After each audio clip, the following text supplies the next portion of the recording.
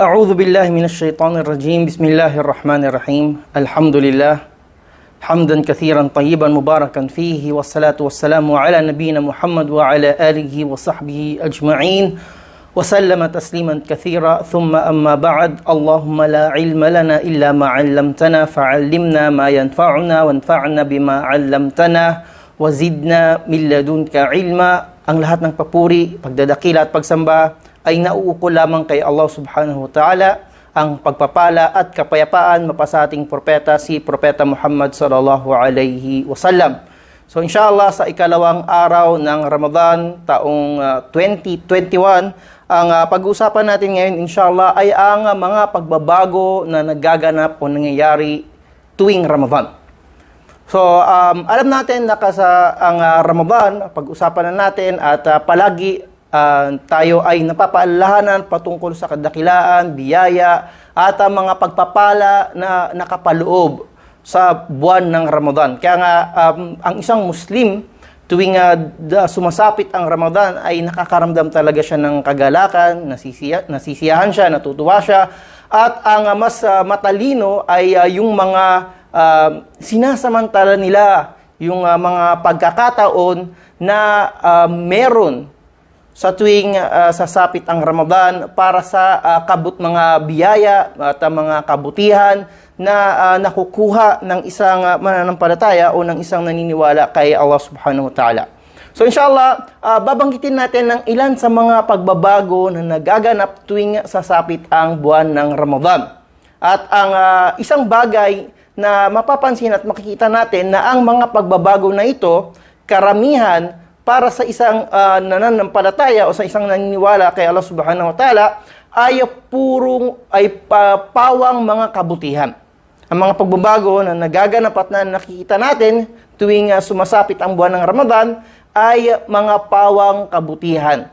Kaya ito ay dahil sa sinabi ni Propeta Muhammad sallallahu alaihi wasallam nung sinabi na, "Atakum Ramadan syahrul mubarak." At dumating sa inyo ang buwan ng Ramadan at ang buwan na ito ay buwan na pinagpala. So ang buwan ng Ramadan ay buwan na pinagpala at ang kabilang sa mga kabutihan at mga pagpapala na nakapaloob dito ay nabanggit din dun sa hadith na yon, kung saan sinabi ng Propeta sallallahu alaihi wasallam na binubuksan ng mga pintuan ng paraiso, sinasarado ang mga pintuan ng impyerno at ginagapos ang mga shayatin, ang mga maradatus shayatin o yung mga tinuturing na mga malalakas na mga shayatin mula sa mga jinn.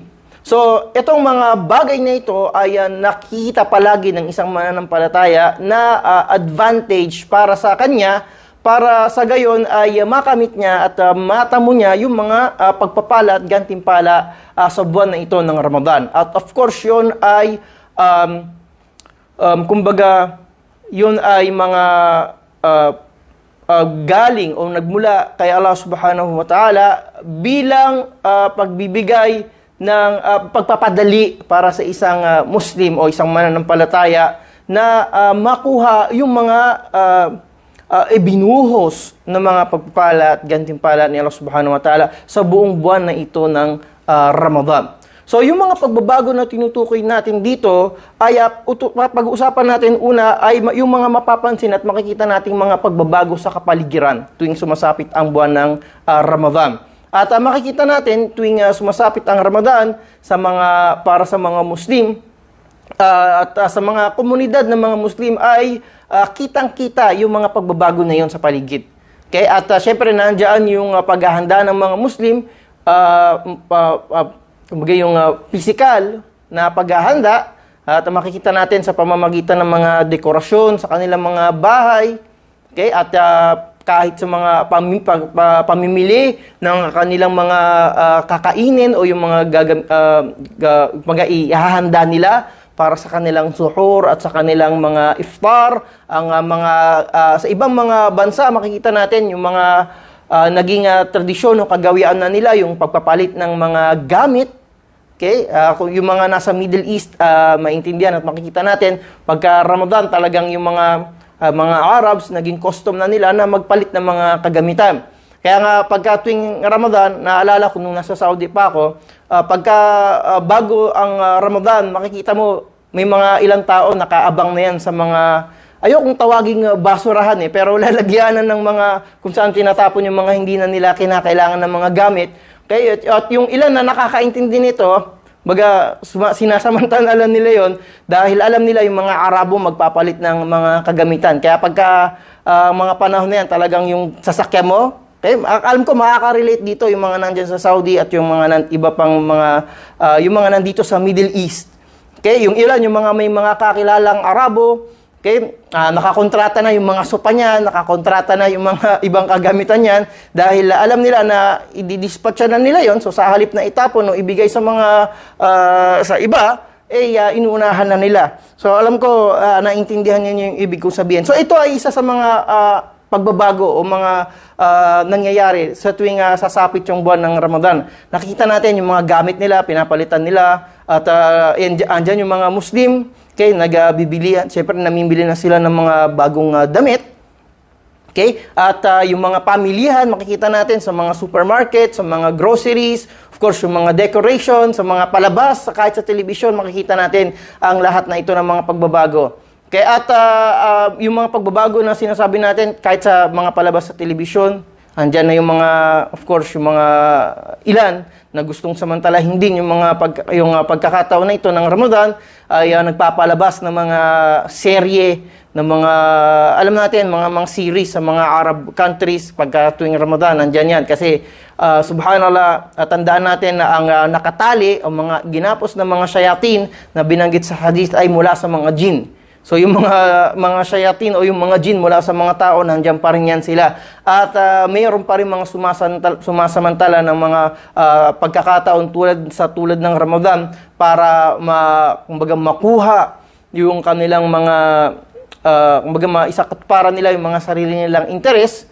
Kaya at ito yung mga sinasabi natin na mga patungkol sa mga bagay nito. Kaya nga pagka tuwing Ramadan, hindi kumbaga nagsasawa yung mga ulama natin at yung mga duat natin na paalalahanan pa rin yung mga Muslim na inshallah ay samantalahin natin yung mga oras at yung mga pagkakataon natin, pakaiwasan natin na subhanallah i-google yung mas maraming oras natin sa panonood. Okay? Yung ilan na talagang sabihin natin na nandoon na naging nahook na sila o naging kagawian at kasanayan na yon, siguro kahit papaano ay i-minimize natin at piliin na rin natin, pa rin natin yung mga pinapanood natin na inshallah ay makakapagbigay ng pakinabang sa atin, mapalakas yung ating iman o maaring makapagpalawak ng ating kaalaman pa rin. Okay? At pero syempre mas mainam na i-google pa rin natin yon sa mga iba pa mga gawaing pagsamba tulad ng sala, pagbabasa ng Quran, pagdidikir, pagdudua, pagkakawang gawa, at iba pa mga bagay na inshallah mas makikita natin yung mas malaking reward sa mga gawain na ito. Pero yun kabilang sa mga pagbabago yun na nakikita natin tuwing sasapit ang Ramadan. Okay? Ngayon, pagdating sa mga gawain, kaya alam natin na nandun din, evident, kitang-kita rin yung mga pagbabago sa mga gawain nating mga Muslim tuwing sasapit yung Ramadan. Okay, kahapon napag-usapan natin kung paanong ang mga masjid na pupuno ng mga Muslim.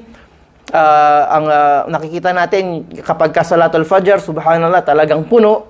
Okay, at Baqiyatus Salawat, yung iba pa mga sala, pagka Tarawih, nandyan, maabot hanggang labas yung mga tao na nagsasala. So, ito, kabilang sa mga gawain na kitang-kita natin na pagbabago sa mga Muslim tuwing dumarating yung Ramadan. Siyempre, yung pagka-fasting natin, yung pag-aayuno natin, nandyan, kaya mga restaurants o yung mga kainan, sinasarado tuwing sa araw ng Ramadan. Okay, may mga ilan siguro na pinahintulutan kapag mayroong mga at depende yon, pero sa kabuuan alam natin na ang mga kainan sarado dahil pinagbabawal yan ng mga gobyerno, ng mga Islamic government. At ito isa sa mga evident o kumbaga kitang-kita natin ng mga nagiging pagbabago tuwing sumasapit ang Ramadan. Okay? At nandiyan din syempre yung timings. Okay? Yung mga pagbabago pagdating sa oras ng trabaho, pagdating sa oras ng mga transaksyon, mga gawain, okay, sa atin, sa sarili natin, sabihin natin, pati yung oras ng gising natin, nababago, yung oras ng tulog natin, nababago. So, itong mga pagbabago na ito ay nakikita at nararamdaman natin tuwing sumasapit ang buwan ng Ramadan. Okay? Pero, ang isang pagbabago na gusto kong pag-usapan din natin dito sa araw na ito ay yung pagbabago na yun yung, kumbaga, matlub. Okay? O yun yung hinihiling. Okay, sa bawat isa sa atin tuwing sasapit ang buwan ng Ramadan. Okay, at yun ay syempre ang pagbabago ng ating mga sarili. Pagbabago ng ating mga sarili. So, mas ginamit ko yung salitang pagbabago kaysa sa issue or topic or usapin ng tauba o pagbabalik loob kay Allah Subhanahu wa Ta'ala, dahil ang pagbabago na ito, makikita natin na nangyayari tuwing Ramadan, pero ang tauba sa diretsang salita, hindi natin na masasabi na ginagawa talaga ng mga Muslim o ng mga tao tuwing sasapit yung buwan ng Ramadan. Okay, kaya't ang tauba na ito, masasabi natin na nakapaloob lang, inshallah, sa mga pagbabago na maaaring mangyari tuwing dumarating at sumasapit ang buwan ng Ramadan. Okay, so ang usapin ng tauba o pagbabalik loob kay Allah Subhanahu wa Ta'ala ay hintanda natin hindi ito mangyayari at hindi ito magaganap, hindi ito maisasagawa ng isang tao kung wala ang pagsisisi. Okay, walang tauba, walang pagbabalik loob kapag walang pagsisisi ang isang tao. Okay? So, unahin natin, paano natin magagawang mabago yung sarili natin at samantalahin yung pagkakataon, mga pagpapala at biyaya at yung mga pagbabago kay nahatid ng Ramadan para sa ganun ay mabago din natin yung ating mga sarili at tuluyan na maging ganap at maging tama yung ating isasagawang pagtatawba o pagbabalik loob kay Allah Subhanahu wa Ta'ala. Okay? So, itong mga pagbabago na ito na nakikita natin sa paligid natin, lahat ng ito ay ibinigay ni Allah Subhanahu wa Ta'ala sa atin para sa advantage natin. Okay? Para mapaalalahanan tayo na ang buwan ng Ramadan ay Shahrut Tauba. Na ang buwan ng Ramadan ay buwan ng pagbabalik loob kay Allah Subhanahu wa Ta'ala. Okay, so itong mga pagbabago na ito na nakikita natin, hindi lahat nakikita yung mga positive na ibibigay nito o na idudulot nito sa tao, kaya hanggat hindi niya nakikita yung dahilan ng mga pagbabago na ito na nangyayari tuwing sasapit yung buwan ng Ramadan. Kaya minsan ang nangyayari, itong mga pagbabago na ito tuwing sumasapit yung buwan ng Ramadan ay hindi nakakatulong sa isang tao hanggat hindi niya talaga nakikita yung dahilan kung bakit nangyayari ang mga bagay na ito tuwing buwan ng Ramadan. Okay? Pwedeng naghahatid yun ng kasiyahan sa isang tao, natutuwa siya, dahil syempre, sino nga naman ang hindi matutuwa na nakikita mo yung mga kapatid mong Muslim na nagsasala? Sino nga ba naman ang hindi matutuwa na makikita mo yung mga Muslim na nag-fasting, okay, nagsasama-sama, kumakain, nag-iftar ng sabay-sabay?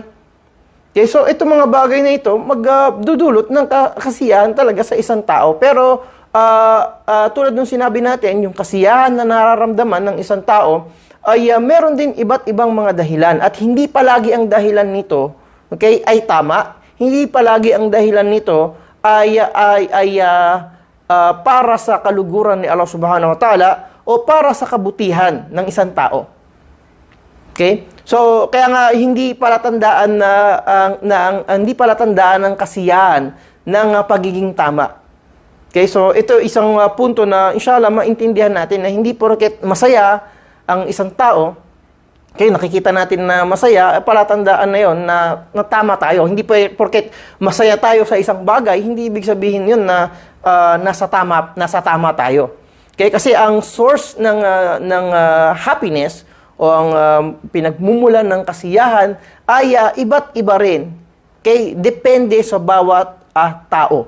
Okay? Kaya nga, ang tanong ay ano ba talaga yung dapat na pagmumulan ng kasiyahan ng isang tao? Okay? Ano yung tamang dahilan para ang isang tao ay maging masaya? Okay, so ito ay dapat na maintindihan natin. Kaya nga kabilang sa mga pagbabago na inshallah ay ma-realize o maisip ng isang tao na sa tuwing sasapit yung Ramadan ay ang mga pagbabago na dapat mangyari sa kanya kung paano siya mag-isip. Okay? Paano siya, how he perceive things. So, paano niya unawain, tingnan ang mga bagay-bagay ng ayon at batay sa kung ano yung kalugod-lugod para kay Allah subhanahu wa ta'ala. So, unang-una na inshallah, dapat na magkaroon tayo ng maging, makita natin na mga maging pagbabago sa sarili natin ay yung paraan natin paano tayo umunawa at umintindi ng mga bagay. At of course, hindi yun mangyayari hanggat hindi natin naintindihan saan natin dapat o ano yung magiging dapat na pundasyon, okay, ng isang Muslim para bago siya para unawain niya o paano siya mag-isip ng mga bagay-bagay. Okay? So, yun, hanggat hindi yun na iaayon o na i-inline, okay, sa kung paano pinag-utos ni Allah subhanahu wa ta'ala, okay, na kung paano dapat mag-isip ang isang Muslim, okay, ay hindi niya makikita yung tunay na dahilan ng mga bagay-bagay sa mundo. Okay? So, kagaya na sinabi ng Propeta Muhammad sallallahu alaihi wasallam, "Falyahfadhir ra'sa wa ma wa'a." Kaya't bantayan ninyo kung ano yung pumapasok sa ulo ninyo, at ang tinutukoy dito of course yung ating kaisipan, wa ma wa'a, at kung ano ang kanyang mga nauunawaan at kung anong kanyang mga naiintindihan. Okay? So, inshallah, itong mga nakikita natin na pagbabago ay isa sa mga advantages na pwede nating makuha dito ay kumbaga maisip natin, okay, mag-reflect tayo na ang mga pagbabago na ito na nagaganap sa paligid natin tuwing sasapit yung buwan ng Ramadan, okay, mula sa mga sa paligid natin, mula sa mga gawain ng mga Muslim, sa mga nakikita natin, ay inshallah, buksan din ni Allah subhanahu wa ta'ala yung ating mga kaisipan at mamulat yung ating mga kaisipan, okay, na sa tunay na dahilan ng pagkakalikha sa atin. Kaya nga, babalik tayo doon sa dahilan ng pagkakalikha sa atin. Okay, at yung bagay na yun, inshallah, ay maglagi tayong napapaalalahanan kay sa ayan ni Allah subhanahu wa ta'ala nung sinabi niya, "Wa ma khalaqtul jinna wal insa illa liya'budun." At hindi ko nilikha ang tao upang ako ay kanilang sambahin. So, babalik tayo doon sa pinakadahilan ng ating pag-iral dito sa mundo. So, kung bakit tayo nandito sa mundo, ay para sa dakilang layunin na ito, at yun ay ang pagsamba kay Allah subhanahu wa ta'ala. So, itong mga pagbabago sa paligid natin, lahat yun ay para makatulong sa atin kay kung paano natin maisa sa katuparan yung layunin ng ating pag-iral dito sa mundo. At yun nga ay ang pagsamba kay Allah subhanahu wa ta'ala. Okay? So, yung mga pagbabago sa oras, sa mga timings ng trabaho natin, yung mga rules na siniset ng ating mga leader, okay, para sa kapakanan ng mga Muslim na mga nag-aayuno tuwing sa araw ng Ramadan, okay, at yung mga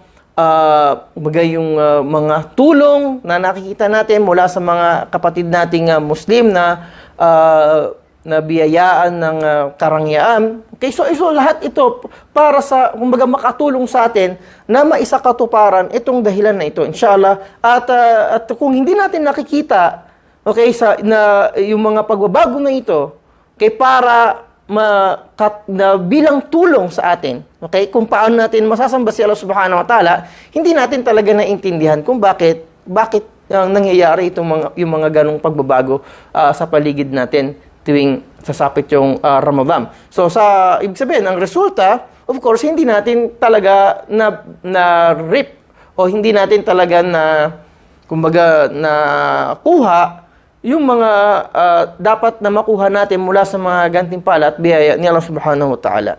Okay, so itong pagbabago na ito na inshallah sa kaisipan natin kung paano natin unawain yung mga bagay, paano natin tingnan, inshallah lahat yon ay dalhin tayo para kumbaga sa makita natin yung pinakadahilan talaga ng mga bagay na ito o yung pinakadahilan ng existence natin dito sa mundo, at yun ay ang pagsamba kay Allah subhanahu wa ta'ala. Okay, so yung pagbago sa kaisipan natin inshallah ay magkaroon ng pagkakataon ang bawat isa sa atin na mag-reflect sa mga bagay sa paligid natin, sa sarili natin tuwing sasapit yung buwan ng Ramadan. Okay? At isa inshallah sa makakatulong, okay, para mabago natin yung sarili natin sa Ramadan inshallah ay yung tingnan natin yung sarili natin. Okay? Kung ano yung kaya nating gawin. Okay? O kung ano yung nagagawa natin tuwing sumasapit yung buwan ng Ramadan. Okay? Isa itong malaking punto, inshallah, isang bagay ito na talagang kung pag-iisipan natin ng malalim, subhanallah, yung aral na makukuha natin kapag pag-iisipan natin yun, okay? Kasi aminin natin o sa hindi, yung kaya nating gawin ng mga pagsamba sa Ramadan, hindi katulad ng mga kaya nating gawin kapag hindi Ramadan. Okay? Marami tayong nagagawa na kung isipin natin siguro, kung hindi Ramadan, talagang hindi naman natin talaga kayang gawin o hindi natin nagagawa. Kaya hindi ko masasabi na hindi natin kayang gawin. Kasi kung talagang gugustuhin natin, kaya natin gawin yung mga nagagawa natin sa Ramadan. Okay? Sa mga iba pang mga buwan, kay maliban sa Ramadan. Kaya natin magdasal ng Fajr sa masjid, kaya natin kumpletuhin yung 5 pagdarasal natin, kaya natin mag-ayuno, okay? Kaya natin magdasal sa gabi, kaya natin magbasa ng Quran, maglaan ng oras para magdua at magzikir kay Allah subhanahu wa ta'ala. Kaya natin gawin lahat ng mga yan kahit hindi buwan ng Ramadan. Okay? So, itong bagay na ito, kung pag-iisipan natin na subhanallah, kung paanong itong mga pagbabago na ito sa mga gawain natin, tuwing sumasapit yung buwan ng Ramadan, isa sa mga aral pala na dapat na mapulot at makuha natin dito, okay, na hindi ang, kumbaga, hindi naman talaga yung Ramadan, okay, yung nagdidikta o yung nasusunod kung bakit nagagawa natin itong mga gawaing pagsamba na ito sa loob ng buwan na ito ng Ramadan. Okay, kasi tandaan natin na nagagawa natin ng isang bagay dahil sa sarili nating desisyon o pagpapasya. Kaya walang nagtutulak sa atin o walang nagpupuwersa sa atin na kumbaga gawin ng isang bagay. Okay? Kaya lang sinasabi natin, of course, yung dahilan bakit ginagawa ng mga tao ang isang gawain o ang isang bagay ay meron silang iba't ibang mga dahilan. Halimbawa, bakit tayo nagdarasal? Kaya alam natin mga Muslim bakit tayo nagdarasal kasi obligasyon natin kay Allah subhanahu wa ta'ala. Ito ang pinaka-obligadong gawain na inobliga niya sa atin. Bakit tayo nagdarasal? Kasi alam natin na malaking gantimpala yung makukuha natin. Bakit tayo nagdarasal? Kasi ito yung unang bagay na itatanong sa atin ni Allah subhanahu wa ta'ala sa araw ng paghukom. Bakit tayo nagdarasal? Kasi ito yung magiging sinabi ng Propeta sallallahu alaihi wasallam na kapag magiging tama at katanggap-tanggap kay Allah, magiging tanggap at tama din yung mga iba pang mga ginawa nating pagsamba. Pero kapag bumagsak tayo sa sala, kaya at hindi yun tinanggap nila subhanahu wa ta'ala sa atin, mawawalan din ng saysay yung iba pang mga gawain natin na pagsamba. So alam natin itong mga dahilan na to, bakit tayo nagdarasal o bakit tayo nagsasala. Pero hindi sa lahat ng oras at pagkakataon, nagdasala tayo dahil sa mga dahilan na ito.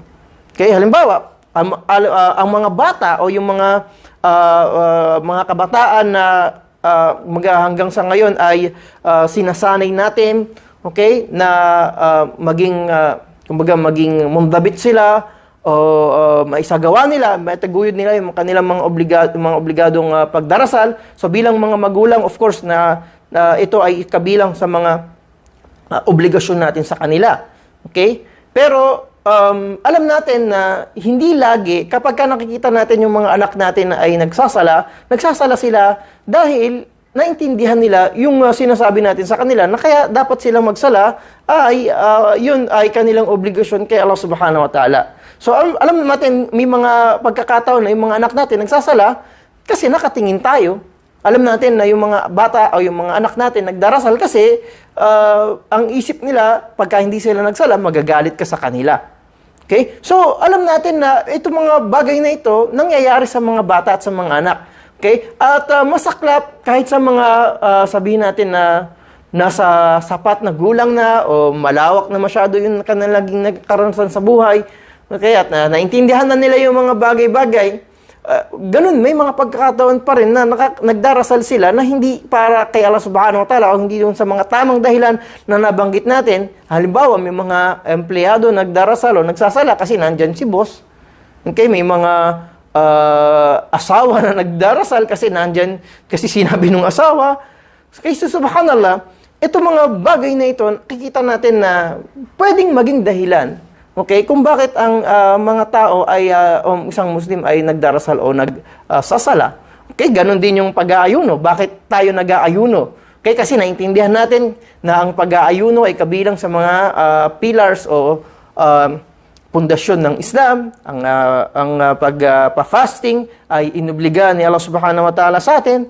Okay, so naintindihan natin na ang pag-aayuno ay Junnah, o ito ay yung magiging protection natin mula sa apoy ng impyerno, sa parusa ni Allah subhanahu wa ta'ala. So, ito yung mga dahilan, bakit tayo nag-aayuno. Okay, sinabi ni Allah, la'allakum tattaqun, nagpa-fasting tayo para tayo ay magkaroon ng takwa sa Kanya. So, ito yung mga dahilan, bakit tayo nag-aayuno. Pero, alam natin na hindi lahat ng Muslim nag-aayuno tuwing Ramadan dahil sa mga tamang dahilan na nabanggit natin na ito.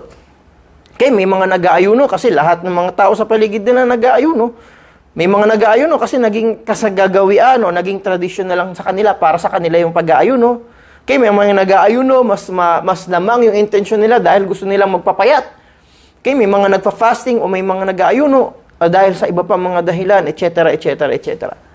Okay, so alam natin na hindi sa lahat ng mga gawain na nakikita natin na idudulot na kumaga na mga kabilang sa mga pagbabago na idudulot ng buwan ng Ramadan ay ginagawa ng isang Muslim o ginagawa ng tao dahil sa mga tamang dahilan na ito na nabanggit natin.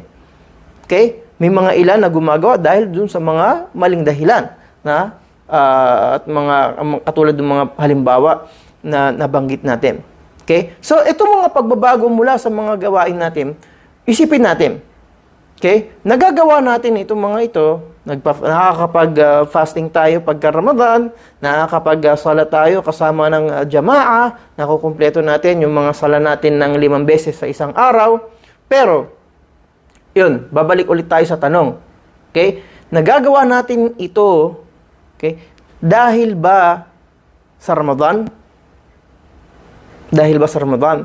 Kasi kung ang dahilan ay dahil sa Ramadan, kaya natin kagagawa natin ng mga bagay na ito, makikita natin na merong pag-asa, okay, na mas, kumbaga, mailapit natin yung sarili natin kaysa tunay na dahilan bakit natin nagagawa yung mga bagay na yun. Okay? Tanda natin, sinabi ng Propeta sallallahu alaihi wasallam, okay, yung hadith na nabanggit natin, man sama Ramadan, imanan wa ihtisaban, man qama Ramadan, imanan wa ihtisaban. Okay? So, yung pag-aayuno natin, yung pagdarasal natin, sinabi ni Propeta Muhammad sallallahu alaihi wasallam, ang kondisyon pala para maging dahilan yun ng kapatawaran ng kasalanan natin, kailangan gawin natin yun ng alin? Gawin natin yun ng imanan wa ihtisaban. Kailangan gawin natin yun ng may tamang pananampalataya at paghahangad ng gantimpala mula kay Allah subhanahu wa ta'ala. Okay? So, sa madaling salita, kapag tayo mga pagbabago na nakikita natin sa sarili natin tuwing sasapit yung Ramadan, kaya hindi ang nagtutulak hindi ang nagtutulak para magawa natin yun ay yung ating pananampalataya kay Allah. Hindi ang dahilan bakit natin nagagawa yun ay dahil sa paghahangad natin ng gantimpala o rewards mula kay Allah subhanahu wa ta'ala. Okay? Hindi natin makukuha yung sinasabi ng Propeta Muhammad sallallahu alaihi wasallam na patatawarin yung kanyang mga kasalanan. So, ngayon, ibig sabihin, yung mga pagbabago sa mga gawain natin, hindi natin nakita yung tamang dahilan bakit nagawa natin yung mga pagbabago na yun sa mga gawain natin tuwing sasapit yung buwan ng Ramadan. So, ang siste, magiging katulad tayo ng ilan sa mga Muslim na naging ang turing nila, okay? Ang turing nila sa mga turing nila sa Ramadan ay naging parte o bahagi na lang ng kanilang tradisyon. Subhanallah. Okay? So, nawa ay ilayo at hindi tayo ibilang ni Allah subhanahu wa ta'ala sa mga Muslim na ang turing o ang trato nila sa Ramadan ay tradisyon lamang. Subhanallah. Kaya paalalaan natin na ang mga kapatid nating Muslim na hindi dapat tradisyon ang maging turing natin sa Ramadan. Okay? Kasi pagka ganun nang nangyari, ang sala, ang fasting, subhanallah, kaya nga may maririnig tayo ng mga Muslim sa panahon natin ngayon, okay, na tinuturing yung mga sarili nila mga mufakirin o yung mga sinasabi nila ng mga nag-iisip sila daw o mga intelektual. Okay, minsan naririnig natin itong kataga o itong salita na to sa kanila. Okay? Yung tradisyon. Okay, subhanallah. Ang tradisyon, hindi natin ito itinatanggi sa Islam kasi ito ay tinatanggap sa atin. Tinatanggap ito sa Islam. Okay? At pinapagtibay at pinapatutuhanan ang tradisyon at mga kagawian sa atin sa Islam. Sa isang kondisyon na hindi ito babangga sa mga katuruan at sa mga prinsipyo ng ating pananampalataya, hindi ito labag, okay, sa batas o sa katuruan ng Islam. Okay? Ang nakakalungkot isipin na ang sala, maririnig natin ito sa kanila, ang pagpa-fasting, okay, ang Ramadan, ang Eid, ang mga bagay na ito ay mas madalas na binabanggit nila na kabilang sa tradisyon nating bilang mga Muslim. La ilaha illallah. Okay, ito ay isang musiba. Kapag na brought up yun sa mga henerasyon sa panahon natin ngayon, okay, at ito ay kabilang sasabi natin na isa sa mga patibong ng syaitan kaysa mga bagong henerasyon na gusto nilang makita natin yung bahagi ng ating pananampalataya bilang tradisyon tulad ng nangyari sa ibang reliyon. Okay? Na yung mga gawaing pagsamba, yung bahagi ng kanilang reliyon, okay, ay naging bahagi na lamang ng kanilang tradisyon. La ilaha illallah. Okay, so ihiwalay natin yung tradisyon sa Islam. Ihiwalay natin yung tradisyon sa Islam. So yung mga gawain ito, mga pagbabago na ito, ang mga Muslim sa panahon ng Ramadan, masasabi natin na nahahati sa dalawa. Okay? Muslim na itinuring ang Ramadan bilang pagkakataon na ibinigay sa kanya ni Allah at mga Muslim na itinuring ang Ramadan bilang bahagi na lamang ng kanilang tradisyon. Okay? Kaya nga, subukan yung buksan yung YouTube, okay? At mag-type, tingnan ninyo yung may mga Muslim vloggers, okay, na nagbibigay sila ng mga advices, sinasabi nila, things to do in Ramadan, how to plan your Ramadan, pero tingnan mo yung mga plano na nakapaloob dun sa Ramadan nila. Okay? Ang pinopromote nila, yung mga pagkain ng kanila, ng pagkain nila, ang pinopromote nila, yung mga, subhanallah, mga Muslima pa, mga babaeng Muslima pa, mga vloggers, nagsasalita tungkol sa Ramadan pero walang hijab. Okay, mga Muslim na nagpo-promote at nagbibigay sila ng advice at mga payo tungkol sa kung paano mo paplanuhin yung Ramadan mo. Pero pag tinignan mo yung mga plano na babanggitin nila sa'yo, subhanallah, makikita mo na walang bahid ng kumbaga pagpapaunawa at pagpapaintindi sa mga tao na ang Ramadan ay buwan na para sanay ng isang tao sa pagsamba kay Allah subhanahu wa ta'ala. Okay? So ito yung sinasabi natin. Ang mga Muslim, dalawa. Mga Muslim na itinuring ang Ramadan bilang pagkakataon para masamba si Allah subhanahu wa ta'ala at masungkit makuha yung mga ibinuhos na mga pagpapala at gantimpala ni Allah subhanahu wa ta'ala sa Ramadan, sa buong buwan na ito ng Ramadan, at mga Muslim na tinuring yung Ramadan na parang bahagi na lang ng kanilang tradisyon. La ilaha illallah. Okay? At isang napakalaking musiba o pagsubok kay Allah subhanahu wa ta'ala kapag ang isang Muslim ay naihahalo na niya yung Islam sa tradisyon niya. Okay? Tandaan natin. Okay? Ang tradisyon ay bahagi ng pagka-Muslim ng isang tao. Okay? Pero kapag yung tradisyon na yun ay umabot siya sa punto na yung tradisyon ay kalibel na, okay, ng kanyang reliyon, kalibel na ng kanyang pag-unawa at pag-intindi sa kanyang pananampalataya sa Islam. Okay, subhanallah, yun ay isang napakalaking musiba, isang napakalaking pagsubok kay Allah subhanahu wa ta'ala. A'adana Allahu minha, na inshallah ialayo tayo ng Allah subhanahu wa ta'ala sa ganitong klaseng kaisipan na kumbaga nakikita natin sa ilan sa mga kamusliman tuwing sasapit ang Ramadan. At subhanallah, kaya nga ingatan natin na hindi tayo mapabilang dun sa mga tao na yun. Inshallah, mapaalalahanan tayo palagi na sa tunay na dahilan o diwa ng Ramadan at tunay na dahilan ng mga gawain at yung mga pagsamba na isinasagawa natin sa Ramadan. So, inshallah, yung mga gawain na nakikita natin na mga pagbabago sa mga gawain natin, kay tuwing sasapit yung Ramadan ay maunawaan at maintindihan natin yung dahilan kung bakit natin ito ginagawa. Okay? At kung bakit natin ito nagagawa. Okay? Ngayon, kung bakit natin ito ginagawa, naintindihan na natin. Ngayon, bakit natin ito nagagawa? Bakit natin ito nagagawa? So, yun nga, inshallah, makita natin yung aral talaga. Okay? Kung bakit natin at paano natin nagagawa, okay, yung mga pagbabago na ito sa ating mga pagsamba, sa mga schedule natin pagka-Ramadan. Okay? So ang aral na gusto kong pag-isipan natin at mapulot o makuha natin dito. Subhanallah, kapag ang tao talagang gusto niyang gawin ng isang bagay, magagawa niya. Kapag gusto mong gawin ng isang bagay, magagawa niya. Diba? Alam natin yung kasabihan, if there's a will, there's a way. Kung talagang gusto mo, merong paraan. Pero kapag kaayaw, maraming dahilan. Diba?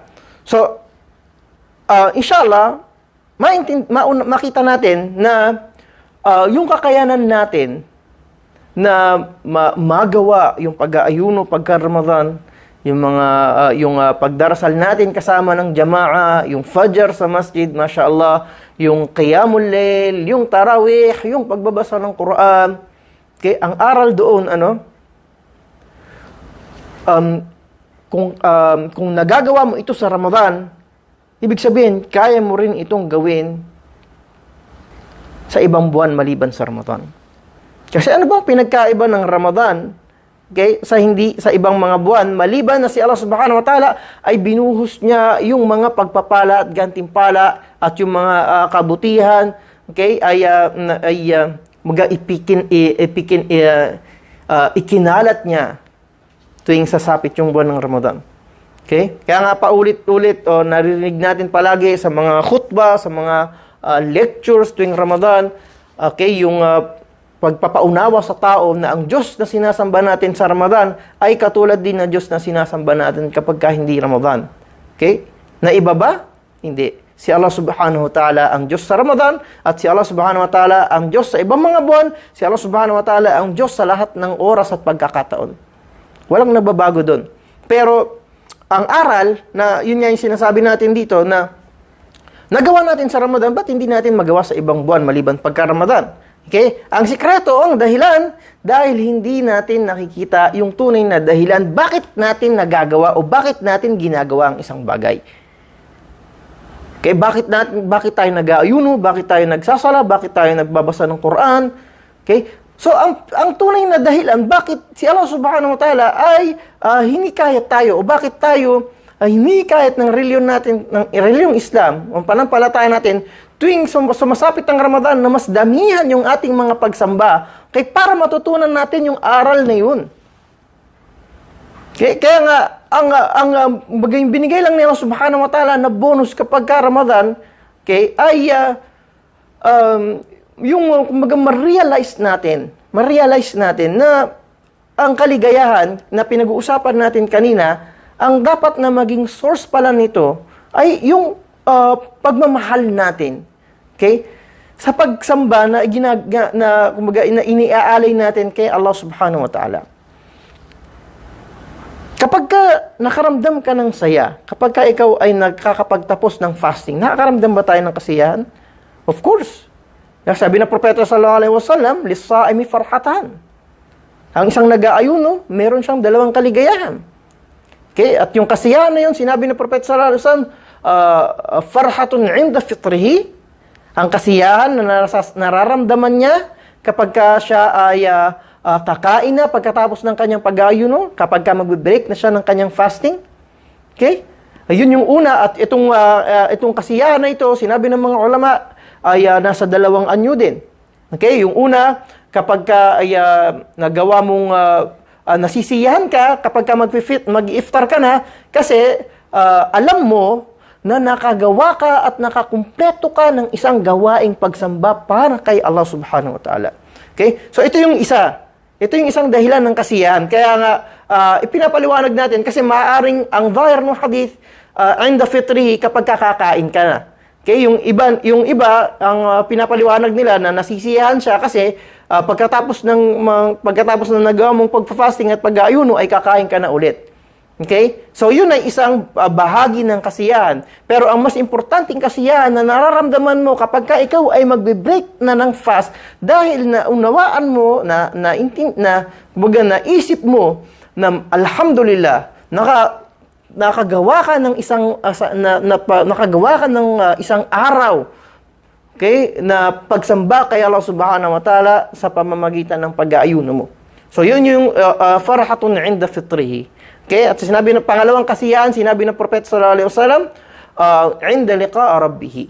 Yung farhatun o yung kasigayahan sa araw na ikaw ay haharap na kay Allah subhanahu wa ta'ala at tatanggapin mo na. Okay? Yung mga gantimpala na ipinangako ni Allah subhanahu wa ta'ala sa mga taong nag-aayuno. Okay? So, ibig sabihin, ang pag-aayuno ba ay dapat magdulot ng kasiyahan sa tao? Opo. Napakalinaw ng hadith. MashaAllah. Okay, sa sala, alam natin na palagi, ang sala ay qurrata'ain ng Rasulullah sallallahu alaihi wasallam. Ang pagdarasal ay kaligayahan ng Rasulullah sallallahu alaihi wasallam. Arihna bis salati ya Bilal. Okay, at nakakaramdam ang Rasulullah sallallahu alaihi wasallam ng kaginhawaan sa pagdarasal. Ju'ilat at sinabi pa ng Propeta sallallahu alaihi wasallam, tulad na nabanggit natin, na ang qurrata'ain niya, okay, ang kaligayahan niya ay inilagay ni Allah subhanahu wa ta'ala sa sala. Okay, so ibig sabihin, ang kaligayahan pala ng isang Muslim, okay, yung tunay na kaligayahan ng isang Muslim, ang source pala nito dapat, okay, ang pinagmumulan pala nito dapat ay alin? Ay ang masamba niya si Allah subhanahu wa ta'ala. So ibig sabihin, nakakaramdam ka ng kaligayahan, nakakaramdam ka ng tunay na kasiyahan sa tuwing ikaw ay nakakasamba kay Allah subhanahu wa ta'ala. So, ito yung pag-isipan natin na mabuti. Dahil kapag ka itong mga pagbabago sa gawain mo tuwing sasapit yung Ramadan, nagagawa mong mag-fasting pagka-Ramadan, nagagawa mong magsala kapag ka-Ramadan. Subhanallah. Kaya ang dapat mong maunawaan at maintindihan muna bago mo tingnan yung sarili mo sa mga na nagbabago dahil sa mga gawain na ito ay yung dahilan bakit mo nagagawa o bakit mo dapat gawin itong mga bagay na ito, itong mga gawain na ito, itong mga pagsamba na ito, itong mga pagbabago na ito na nangyayari sa iyo bilang isang Muslim tuwing sasapit yung Ramadan. Bakit? Okay? Kasi kung hindi ka talaga hindi nagiging tama yung dahilan ng kasiyahan mo. So, alam natin na pagka nagpa-fasting may mga nasisiyahan tulad ng nabanggit natin, pero yun nga, hindi naman ang tunay na dahilan bakit siya naging masaya dahil nakasamba siya kay Allah. Naging masaya lang siya kasi subhanallah, ito isa usapin ng pamilya. Okay, minsan dahil sa sobrang pagmamahal natin sa pamilya natin o sa magulang natin, sa mga kapatid natin, nagagawa natin mag-ayuno. Aminin natin ito. Okay, kasi minsan, subhanallah, ang pamilya ay nagiging dahilan ng pagkaligaw ng tao. Yung pagmamahal, hindi natin sinasabi na ang bagay na ito, pero kahit si Allah subhanahu wa ta'ala, sinabi niya sa Quran, innama amwalukum wa auladukum fitna. Okay, binanggit niya na ang ari-arian, ang kayamanan, ang pera, okay, at ang mga anak at ang iyong mga kamag-anak ay fitna. Maaring ito ay maging pagsubok sa iyo. Okay, at ang pagsubok hindi laging sa anyo ng mga trahedya. Minsan ang pagsubok ay sa anyo ng inaakala natin ng pagiging malapit kay Allah Subhanahu wa Ta'ala o sa anyo ng pagsamba. Okay? So kung meron dapat tayong naipaunawa at ipaintindi sa kanila na ang pag-aayuno hindi dahil sa pamilya. Ang pag-aayuno hindi dahil sa pagkakabuklod-buklod o pagkakabuklod-buklod ng pamilya, pagkakaisa ng pamilya, hindi. Dapat mas maunawaan at maintindihan natin at nagiging masaya tayo at natutuwa tayo kapag nakikita natin na naiintindihan at nauunawaan ng mga mahal natin sa buhay yung dahilan bakit sila nag-aayuno. Yung mga dahilan bakit natin sinasabi sa kanila na magsala kayo, mag-fasting kayo, mag-ayuno kayo, Ramadan, ipinapaalala natin sa kanila ang Ramadan. Okay? At hanggat hindi yun yung hanggat hindi yun, kaya at hanggat hindi sa bagay na yun, namumulat yung kanilang mga kaisipan, namumulat yung kanilang mga mata. Kung bakit gusto natin silang mag-ayuno at mag-fasting tuwing Ramadan, kaya hindi talaga hindi tayo nagiging tagumpay sa da'wa o sa panghihikayat natin sa kanila. Okay? Mas dapat mas maipaunawa at mas maipaintindi natin sa kanila na kung paanong ang mga gawain na ito ay daan lamang o paraan para magkaroon tayo ng ugnayan, okay? At mabuhay natin yung ating mga relationship kay Allah Subhanahu wa Ta'ala. Para mabuhay ulit yung mga iman o yung mga pananampalataya natin kay Allah Subhanahu wa Ta'ala. At hindi sa pamilya, hindi sa ibang kung ano pa mga bagay. Halimbawa lamang ito mga kapatid sa Islam. Okay, so importante na yung mga pagbabago sa mga gawain natin, nauunawaan at naintindihan natin bakit natin ito nagagawa, nang sa gayon, maintindihan din natin yung tunay na dahilan bakit natin ito nagagawa. Okay? So, inshallah, kasi kung tama yung dahilan ng bakit natin ito ginagawa, magiging tama rin yung dahilan bakit natin ito nagagawa.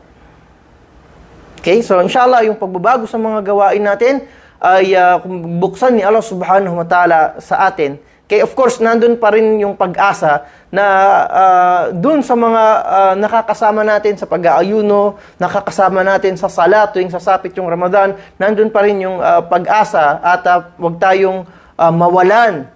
Okay? Na si Allah Subhanahu wa Ta'ala ay tugunan o sagutin niya yung ating mga dalangin at mga dua na buksan yung kanilang mga puso at isipan na maunawaan nila na ang tunay na kaligayahan o yung tunay na source o pinagmumulan ng tunay na kaligayahan ay nasa pagsamba kay Allah Subhanahu wa Ta'ala. Okay, so inshallah hanggang sa marating natin 'yon. At ito yung sa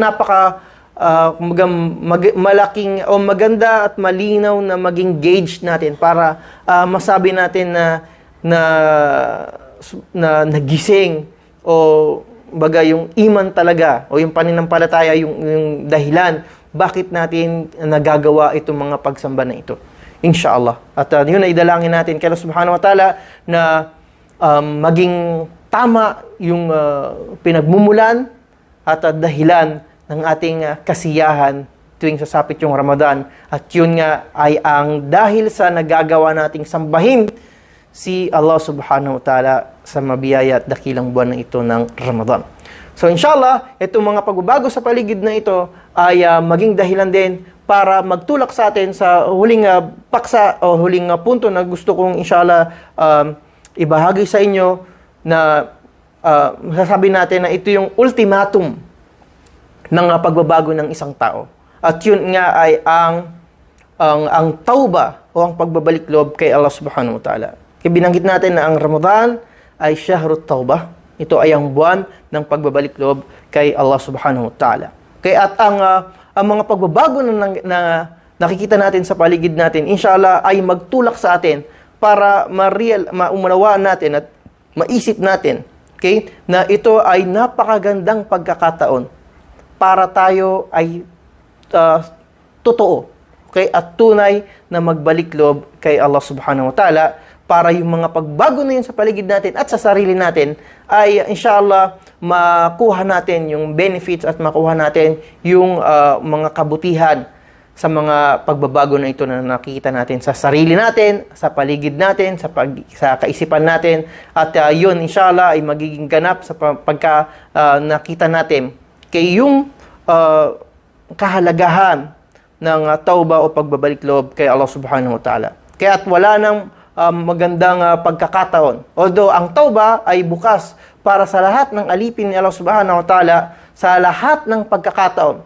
Kaya sinabi ng propeta sallallahu alaihi wasallam na ang tauba ay babu taubati maftuh, na ang pintuan ng pagbabalik loob kay Allah subhanahu wa ta'ala ay bukas hanggang sa ang araw ay sumikat sa kanluran.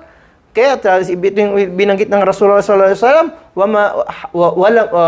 walam yughargir. Okay? At hanggang sa ang kaluluwa ng isang tao ay hindi pa umabot sa kanyang lalamunan. O ibig sabihin, hindi pa niya nakikita sa mga mata niya mismo ang kamatayan. Okay, so hanggat buhay ang tao, ay bukas ang pintuan ng tauba o pagbabalik loob kay Allah subhanahu wa ta'ala. Pero napakasarap o napakagandang paalalahanan ng lahat na tayo ngayon ay nasa buwan na ito ng Ramadan, kung saan ang tauba, okay, ay inshallah mas magiging madali para sa isang tao. Okay, mas magiging madali para sa sino man na magbalik loob kay Allah subhanahu wa ta'ala sa tuwing sasapit ang buwan ng Ramadan. At yun ay pinaliwanag na natin dahil sa mga pagpapala at gantimpala, yung mga pagbabago na nakikita natin sa paligid, yung mga pagbabago sa mga sarili natin, yung mga pagbabago sa mga gawain natin, lahat yun, subhanallah, binuksan sa atin ni Allah subhanahu wa ta'ala at binigay sa atin ni Allah subhanahu wa ta'ala. Para alin? Para maging ganap at totoo yung ating pagbabalik loob o tauba kay Allah subhanahu wa ta'ala. Binanggit natin kanina, walang tauba sa tao na hindi nagsisisi. Okay, so banggitin natin, ano ba yung mga kondisyon ng tauba? Pero pinag-aralan natin ang mga kondisyon ng tauba. Unang-una, pagsisihan natin yung mga nagawa nating kasalanan. Kaya at hindi ka makakaramdam ng tunay na pagsisisi, hindi totoo yung pagsisisi ng isang tao kapag ka hindi ka nakakaramdam ng lungkot, kapag ka naiisip mo yung mga nagagawa mong kasalanan. Kaya nga maraming kwento at maraming karanasan, nakita natin ito ay isang, likas sa isang tao na kapag ka naisip mo yung mga pagkakamali mong nagagawa, pumapatak yung luha ng tao. Napapaiyak tayo. Okay, dadadala tayo ng emosyon natin at yun ay dahil sa lungkot na nararamdaman natin kung bakit natin nagawa ang mga kasalanan na yun. Okay, so itong bagay na ito, walang ibang makakakita nito kung hindi ikaw mismo sa sarili mo. Totoo bang pinagsisisihan mo yung mga nagawa mong kasalanan? Totoo ba na pinagsisisihan mo yung mga nagawa mo na mga pagsuway kay Allah subhanahu wa ta'ala? Okay? Sa Ramadan, kaya nga yung mga nagsisigarilyo, pagka Ramadan, napapahinto sila. Totoo ba na pinagsisisihan mo yung paninigarilyo mo? Pagka Ramadan, yung mga nagagawa nila ng mga masasama, halimbawa, yung mga panloloko sa kapwa, totoo ba na pinagsisisihan mo yung panloloko mo? Totoo ba na pinagsisisihan mo yung mga nagawa mong panlalamang sa tao? Totoo ba na pinagsisihan mo yung mga nagawa mong pang-aapi, pang-aalipusta, paninirang puri sa mga tao? Totoo ba na pinagsisisihan mo yung mga kasinungalingan na nasabi mo? Totoo ba na pinagsisisihan mo yung kawalan ng katarungan na binigay mo o ginawa mo sa ibang tao? Totoo ba na pinagsisisihan mo na hindi ka nakapagsala ng mga nakaraang mga panahon? Totoo ba na pinagsisisihan mo yung mga bagay na ito? Kung totoo na pinagsisisihan mo ang mga bagay na ito, dapat makaramdam ka ng lungkot sa sarili mo. Ikaw ang nakakaalam nun. Ikaw ang nakakaalam nun sa sarili mo. Kung totoong pinagsisisihan mo yung mga nagawa mong kasalanan. At napaka-essential, napaka-importante na makaramdam ka nito. Dahil kung hindi ka nakakaramdam nito, hindi ka nakakaramdam ng pagsisisi sa sarili mo, kaya anong aasahan mo na tatanggapin ni Allah subhanahu wa ta'ala yung huwad o yung peking tauba mo? Hindi totoo, hindi tama. hindi tanggap ang tauba ng isang tao na hindi niya pinagsisisihan yung mga nagawa niyang kasalanan. So pagsisihan muna natin. Alalahanin mo, tandaan mo yung mga nagawa mong kasalanan at tsaka mo hingi ng kapatawaran kay Allah subhanahu wa ta'ala. Kasi kung yung mga kasalanan na nagawa mo, alam mo, pero kumbaga patay mali siya ka lang o ayaw mong tanggapin sa sarili mo na yun ay kasalanan, di ba? Paano mo nasabi na kumbaga na ikaw ay masaya sa Ramadan? Paano mo nasasabi na ikaw ay kabilang dun sa mga sinasamantala nila yung pagkakataon nitong Ramadan kung hindi mo pinagsisisihan yung mga nagawa mong kasalanan? Okay? So ngayon, anong pwede mong gawin para maisip at maalala mo yun? Alalahanin mo na sa mga nagawa mong kasalanan, okay, hindi yung laki o yung bigat ng kasalanan. Kung hindi, tandaan mo kung gaano kadakila yung ginawan mo ng kasalanan. Gaano kalaki si Allah subhanahu wa ta'ala para suwayin mo. Gaano karami yung mga pagpapala at gantimpala na ibinigay sa iyo ni Allah subhanahu wa ta'ala, yung mga pabor na binigay niya sa iyo, para hindi mo siya sundin, para suwayin mo siya. Magkaroon ka ng isang oras, magkaroon ka ng minuto, na ikaw lang mag-isa sa kwarto mo, at alalahanin at isipin mo lahat ng mga nagawa mong kasalanan at isipin mo kung gaano kadakila si Allah subhanahu wa ta'ala. Kung gaano mo siya nalapastangan dahil sa mga ginawa mong kasalanan yun sa kabila ng lahat ng mga pagpapalan na binigay niya sa iyo. So inshallah makatulong ito. Makatulong itong Ramadan na ito. Na pagsisihan mo yung mga nagawa mong kasalanan. Okay, at kapag ang kasalanan na yun, kaya may kinalaman sa karapatan ng iba na nakuha mo, pag-isipan mo, maggawa ka ng paraan, paano mo magagawang ibalik sa kanila yung karapatan na nakuha mo o na agaw mo mula sa kanila.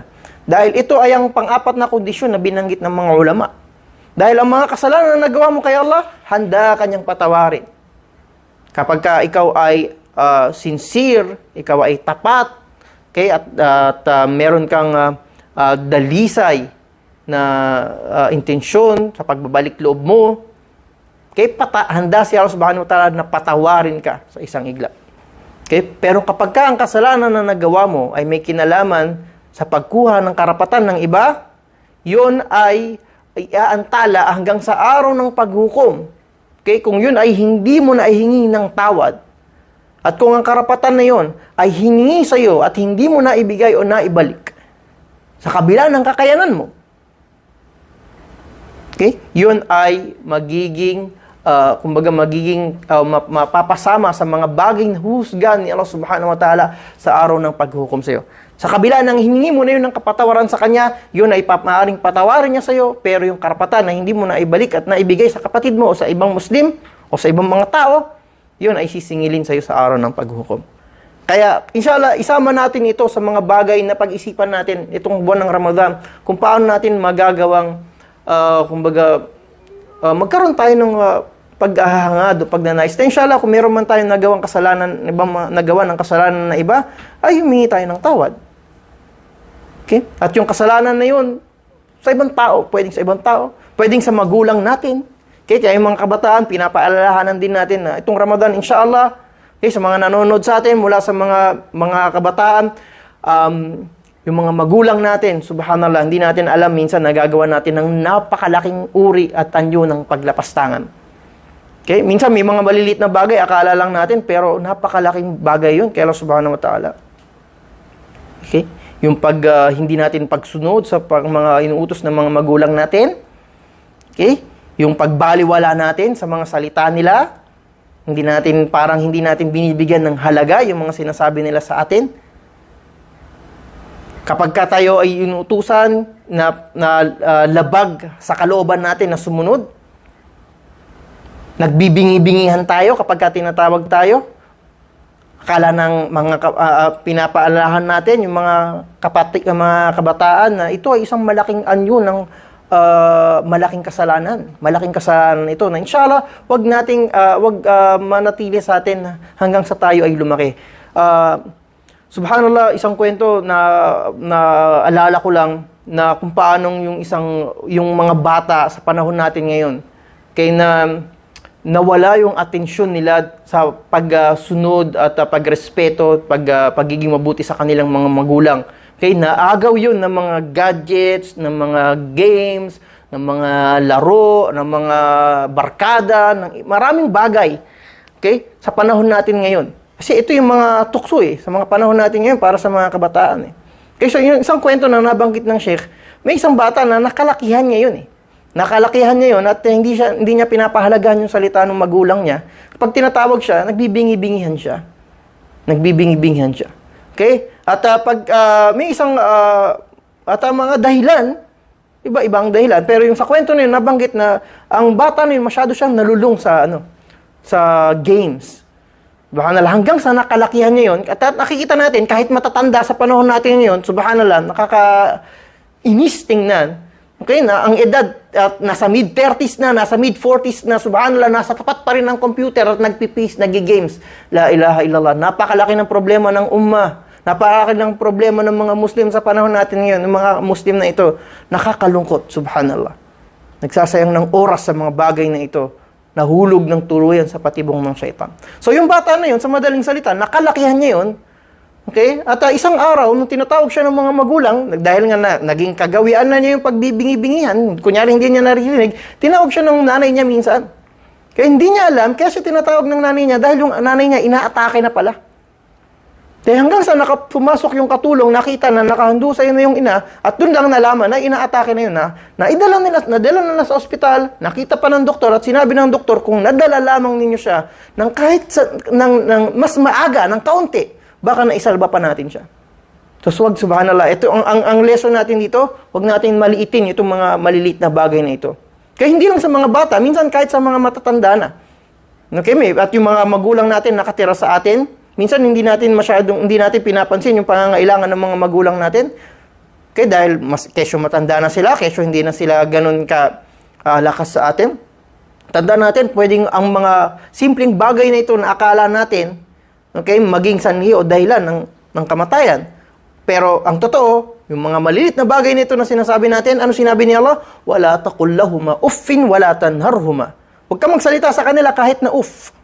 Yung magsalita ka lang ng simpleng gesture na ikaw ay hindi rabi o ikaw ay hindi sang-ayon sa sinasabi ng mga magulang mo, ipinag-uutos nila sa'yo. Ano sinabi ni Allah? Yun ay isang malaking kasalanan.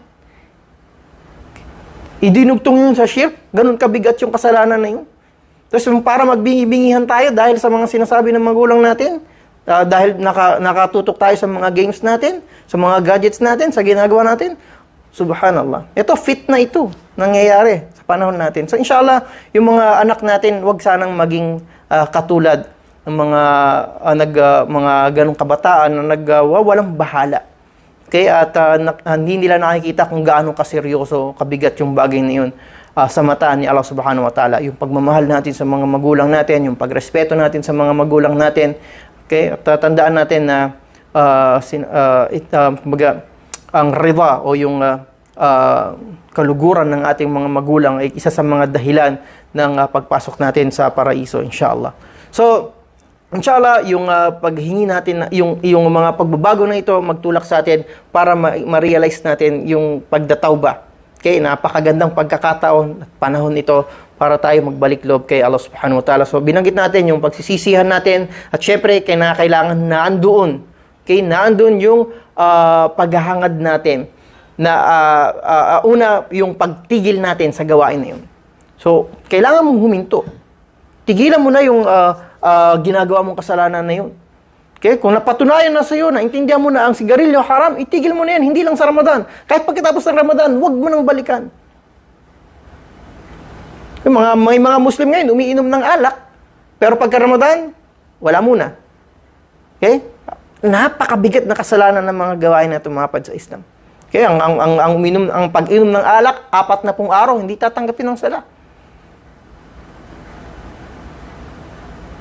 Kabair, kabilang sa mga kabair. At kung ang Sharia ay tinatayo lamang, alam natin kung anong parusa nito sa Sharia. Jald. Subhanallah, yung zina, yung pag-flirt ng mga kabataan natin ngayon sa ibang mga mga ligawan at mga pag-boyfriend at girlfriend din. Itigil natin yung mga ginagawa natin na haram. At inshallah, maging totoo yung pagtatawba natin. At pangatlo, syempre, yung kagustuhan natin na hindi na tayo babalik sa mga gawain na yun. Hindi sa Ramadan, hindi pagkatapos ng Ramadan, okay, babalik na naman tayo dun sa mga ginagawa natin na haram o mga kasalanan. Itigil na po natin ito, inshallah. At makatulong itong Ramadan na ito para tuluyan na mahinto tayo sa mga haram o mga masamang gawain na ito at maging tanggap yung gagawin natin na tauba o pagbabalik loob kay Allah subhanahu wa ta'ala. Kaya syempre, yung mga gawain nating pagsamba, yung pagbabasa natin ng Quran, yung sala natin, yung pagka-fasting natin, sabi ko nga, kung talagang isa sa puso natin yung mga ginagawa natin na pagsamba na ito, maiisip natin na mas masarap pala na ikaw ay lulong sa pagsamba kay Allah subhanahu wa ta'ala kaysa sa mga tukso na ito na ang bigay lang naman ay panandaliang aliw. Kaya kasi ang naghihintay na kapalit, kapag pinagpalit mo yung tunay na kaligayahan sa mga panandali at mga peke at huwad na kaligayahan na ito, subhanallah, anong kapalit? Habang buhay na kaparusahan, pwedeng habang buhay na kaparusahan. Okay? Sa impyerno ni Allah subhanahu wa ta'ala. Okay, kaya sinabi sa isang asar o sa hadith ng Rasulullah sallallahu alaihi wasallam na na sa buhay na sa mundo na ito ay mayroong paraiso. At kung sino man ang hindi niya matagpuan ng paraiso na yun, hindi niya matatagpuan sa kabilang buhay.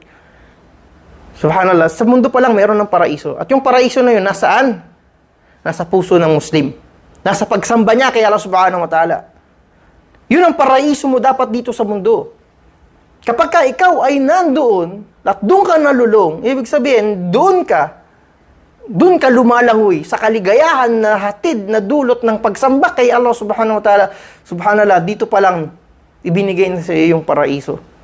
Kaya ano ang naghihintay doon sa kabila? Mas malaki ng mga gantimpala sa paraiso na pinangako ni Allah subhanahu wa ta'ala sa sino man na malalagpasan niya itong mga pagsubok na ito sa mundo. Itong mga tukso na ito. Kahit yung mga tao na handa silang ipagpalit. Okay? Yung mga panandaliang aliw na ito. Okay? Sa pagsisikap, sa kanilang mga pagsamba, pero yung pagsisikap na yun na rin yung nagiging paraiso nila habang sila ay nandito sa dunya. At inshallah, maramdaman natin yun at magkaroon na tatang Ramadan na ito, inshallah, ay maging malaki ang maitulong sa ating mga sarili para tuluyan natin na makita yung paraiso na yun dito sa mundo. Allahumma amin.